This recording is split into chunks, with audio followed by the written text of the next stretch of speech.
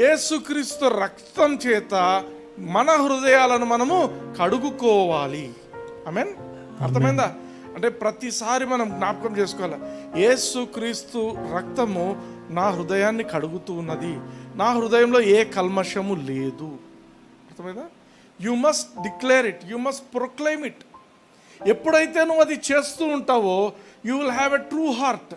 ఆ ట్రూ హార్ట్తో నువ్వు ఈవిల్ కాన్షియన్స్కు దూరంగా ఉంటావు. ఈవిల్ కాన్షియన్స్ అంటే ఏం చేస్తుంది? ఈవిల్ కాన్షియన్స్ బాగా గుర్తుపెట్టుకోండి, నిన్ను ఒక అనర్హునిగా చేస్తుంది. ఆ ఈవిల్ కాన్షియన్స్ అంటే ఒక చెడు మనస్సాక్షి.